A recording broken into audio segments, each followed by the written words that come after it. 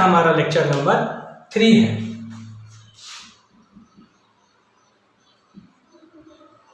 और जो दो इक्वेशन मैं बता रहा था, पहले उन दोनों इक्वेशन को लिख लेते हैं, फिर हम लोग आज के टॉपिक पर आगे बढ़ेंगे।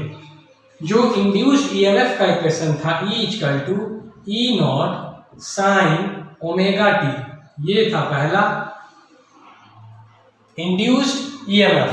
और इसी तरह से इंड्यूस्ड करंट वो था I=I0 sin ओमेगा टी। बस यही दोनों जो इक्वेशन है ये आपको हमेशा याद रहने चाहिए, पहला और दूसरा।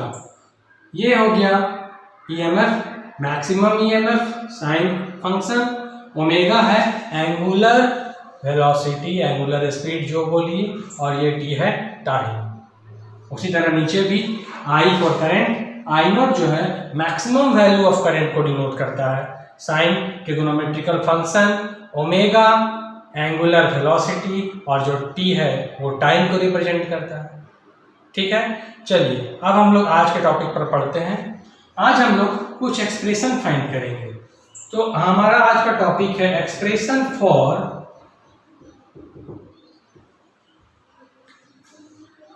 मैं आपको यहाँ पर 4 टॉपिक लिखने जा रहा हूँ। धीरे धीरे हम लोग एक टॉपिक को देखेंगे। सबसे पहला है इंस्टैन्टेनियस वैल्यू, इंस्टैन्टेनियस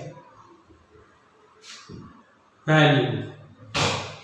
दूसरा जो है टर्म वो है पीक वैल्यू, इसको हम लोग मैक्सिमम वैल्यू भी बोलते हैं। पीक वैल्यू को बोलते हैं मैक्सिमम। पीक का मतलब होता है पहाड़ की चोटी। पीक का मतलब पहाड़ की चोटी, यानी पहाड़ का सबसे मैक्सिमम पॉइंट, सबसे ऊंचा स्थान, तो वही है पीक वैल्यू। अब थर्ड नंबर है हमें मीन वैल्यू, मीन वैल्यू, और इसी को बोला जाता है एवरेज वैल्यू, एवरेज वैल्यू। और लास्ट में 4 जो है उसको हम लोग बोलते हैं आरएमएस। आरएमएस का फुल फॉर्म मैंने आपको बताया था, आपको याद होगा, रूट मीन स्क्वायर। यहां पर मैं लिख देता हूं रूट मीन स्क्वायर वैल्यू, और इसका दूसरा नाम है, और इसको हम लोग बोलते हैं वर्चुअल वैल्यू।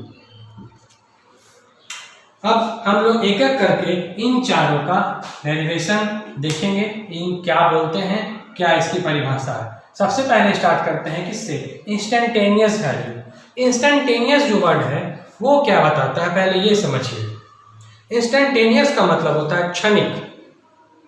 जिस क्षण आपसे क्वेश्चन पूछा गया उस क्षण, उस इंस्टेंट में वैल्यू क्या है एसी की, उसको बोलते हैं इंस्टैन्टेनियस वैल्यू। तो इसको हम लोग उस तरह से डिफाइन करेंगे। पहले इसका हेडिंग लिखते हैं डिटेल्स करके। पहला है इंस्टैन्टेनियस,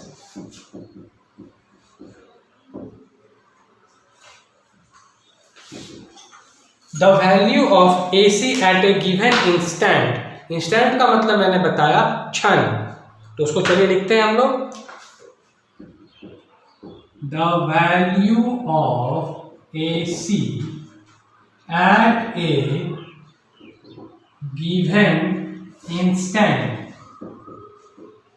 इंस्टेंट का मतलब क्षण, इज नोन एज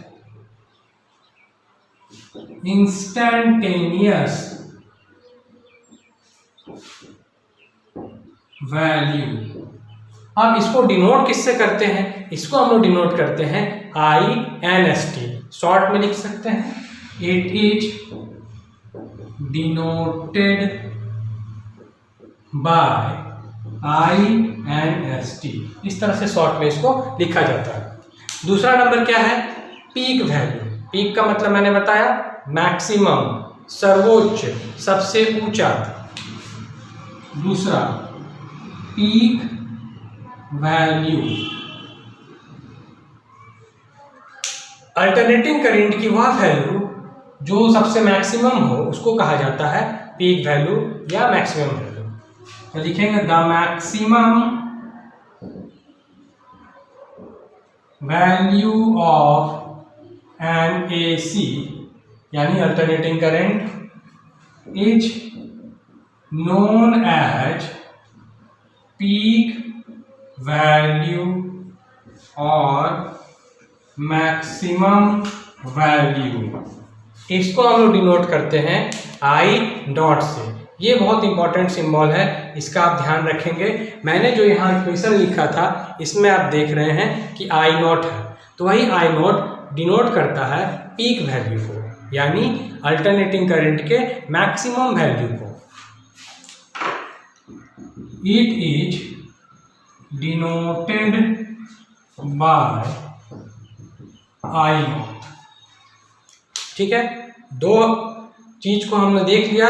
अब हम लोग तीसरे टॉपिक की ओर बढ़ते हैं। तीसरा क्या है, ध्यान से जरा देखिए, मीन वैल्यू और एवरेज वैल्यू। मीन या एवरेज सभी को निकालने आता है।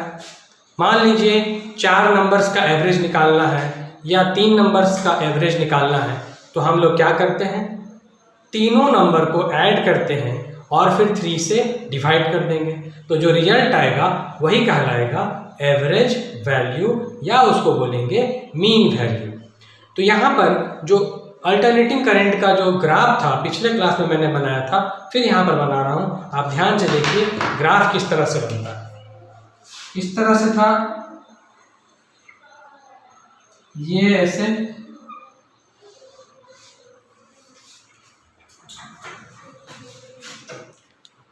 यहाँ पर टाइम है और यहाँ पर करंट का मैग्नीट्यूड बढ़ रहा है। तो ये जो मैक्सिमम वैल्यू है, ये करंट बढ़ रहा है, ये मैक्सिमम वैल्यू आई नॉट कहलाएगी, और ये जो नीचे एक्सिस में है ये कहलाएगी माइनस आई नॉट, क्योंकि ये नीचे एक्सिस में है। यहाँ पर जो आपका 0 हो गया, आपको पता है यहाँ से अगर इसे लाइन खींचेंगे तो ये होता है π/2, ये पाई, यहाँ पर 3π/2 और ये लास्ट में 2π।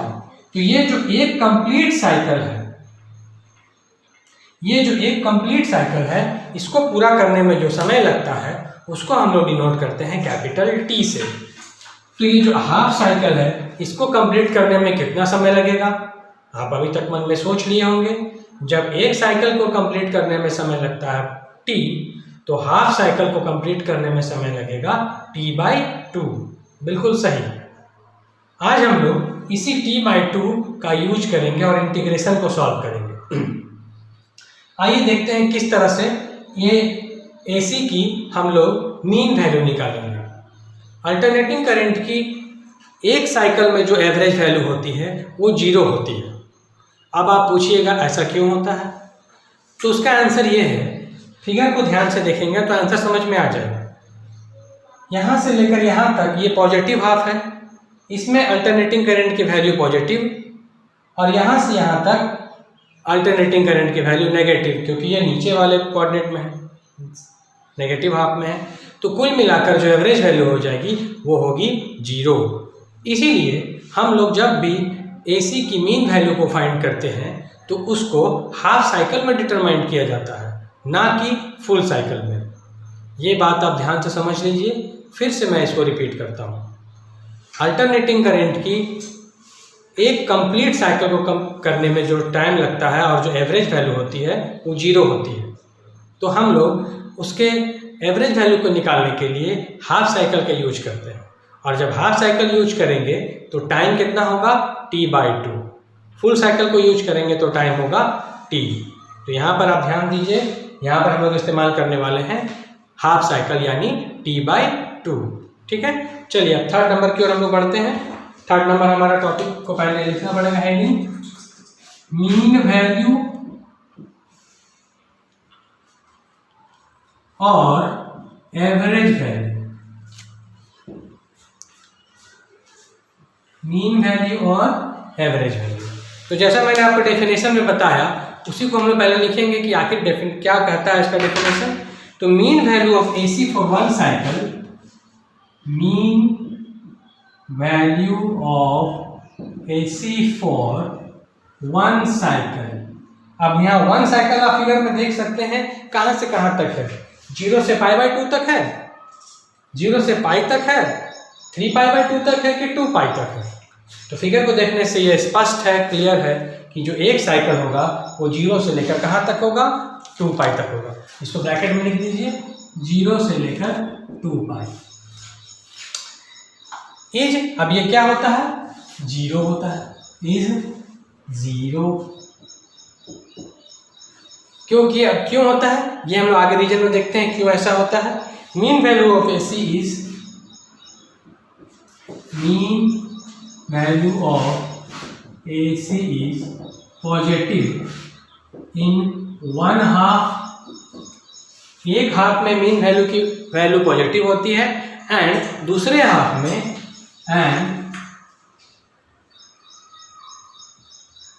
Mean value of AC is negative in another half, दूसरे हाफ।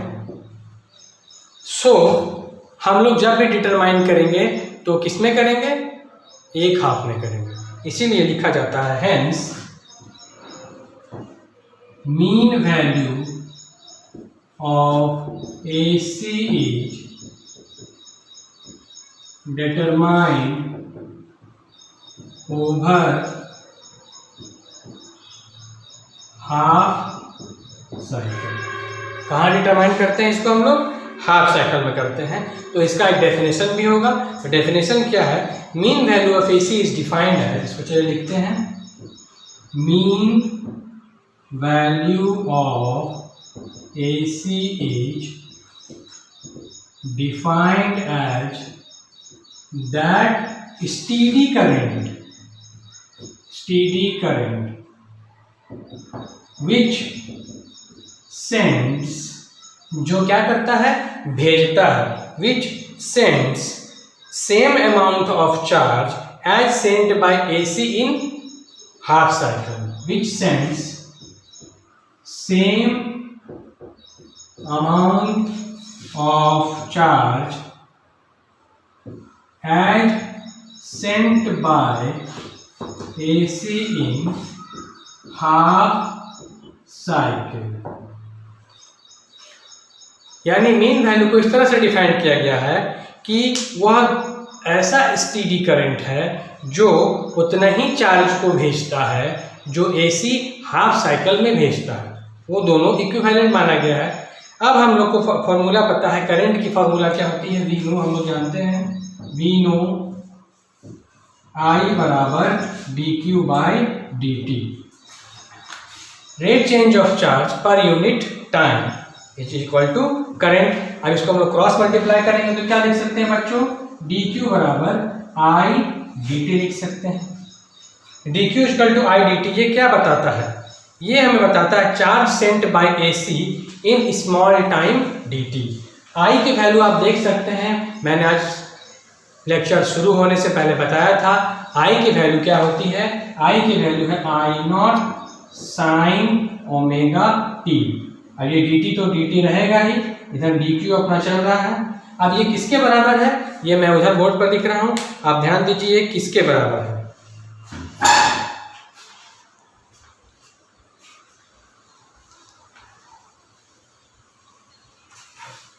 ये जो लिखा गया है dq बराबर I साइन ओमेगा dt, ये है charge sent bye AC in small time dt, charge sent bye AC in small time dt। जहां भी d लग गया वो डिनोट करता है स्मॉल क्वांटिटी को, जैसे dx, x बड़ा डिस्प्लेसमेंट, dx इसका मतलब उस डिस्प्लेसमेंट का एक छोटा सा भाग।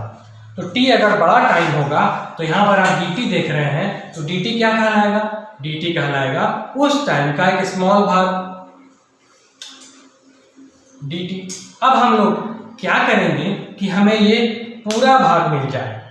तो फिजिक्स में यही रूल है, पहले हम एक स्मॉल क्वांटिटी फाइंड करते हैं, फिर उसको प्रॉपर लिमिट के साथ इंटीग्रेट किया जाता है।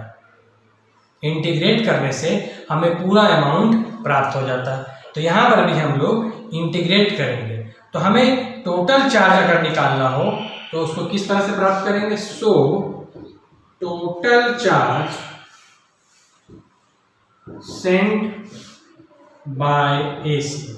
Total charge sent by AC in half cycle is given by integrating the above equation.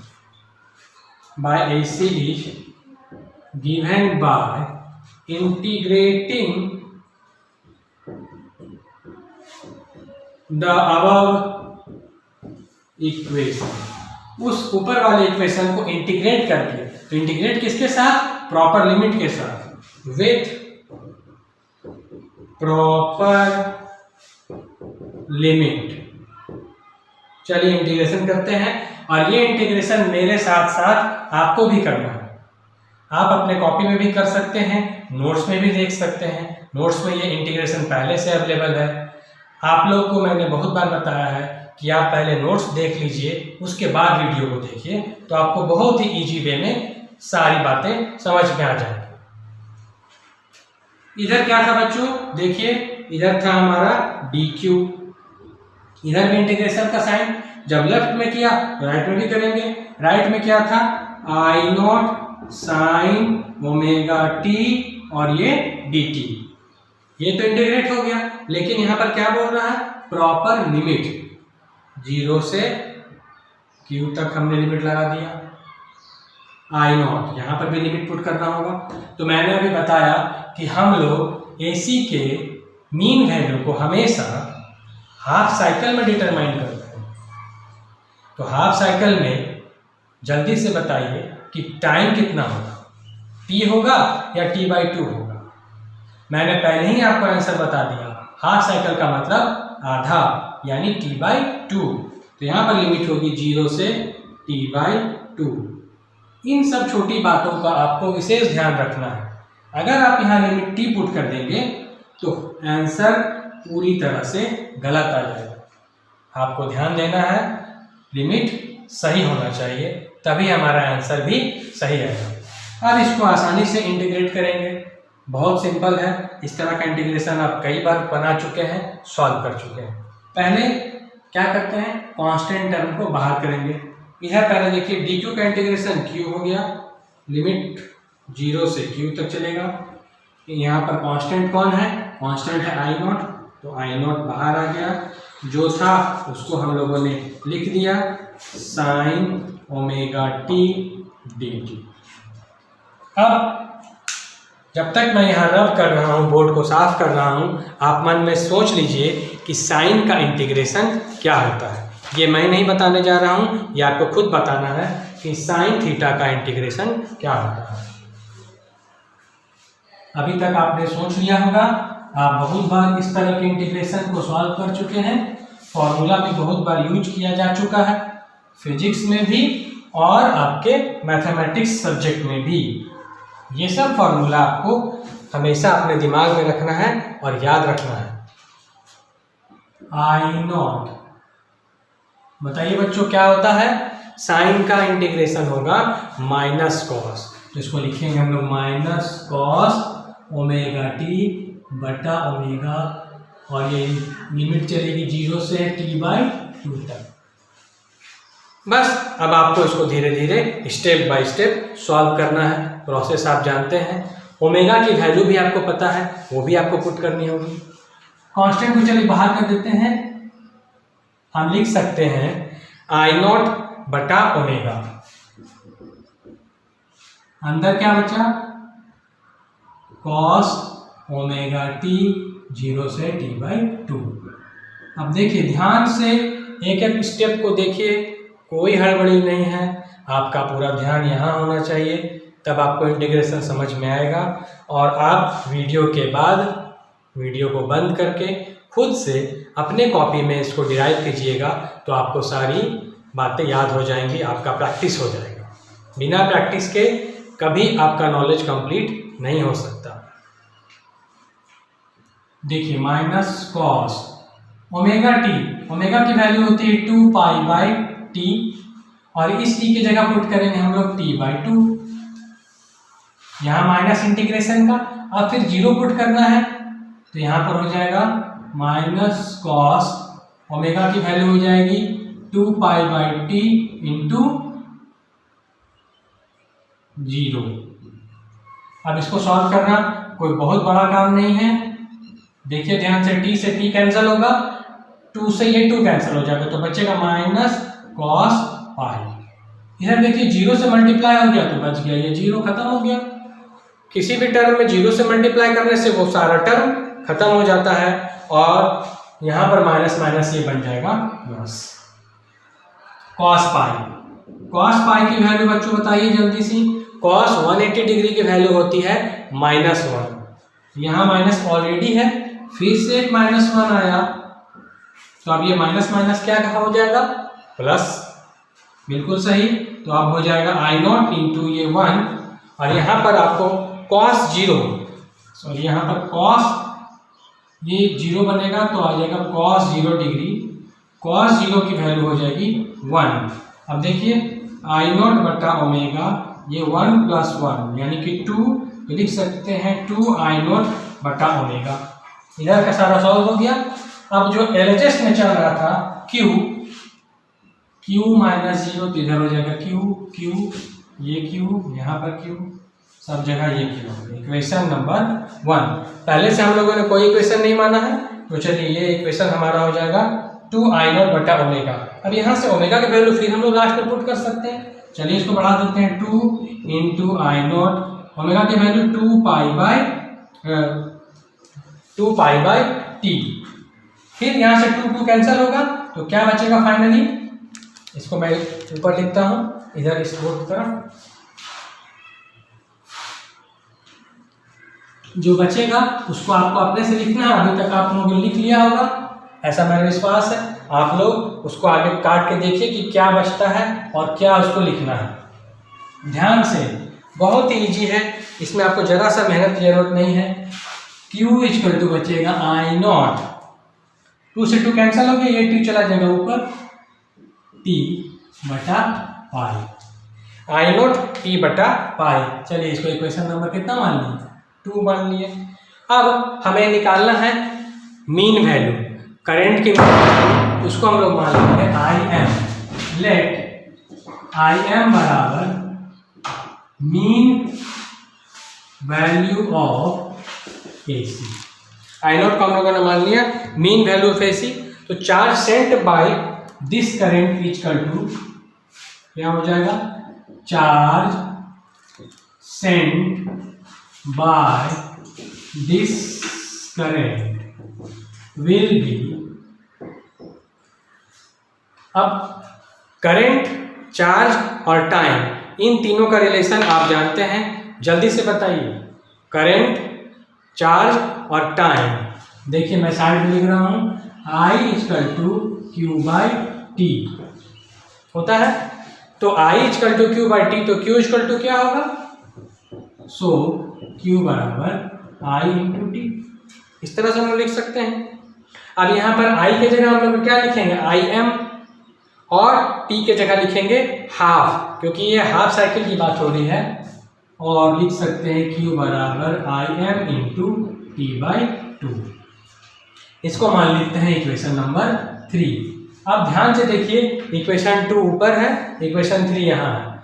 इन दोनों को ध्यान से देखने से ये पता चल रहा है कि दोनों इक्वेशन के एक साइड यानी LHS इक्वल है, तो क्या होगा, RHS को हम लोग इक्वेट कर सकते हैं।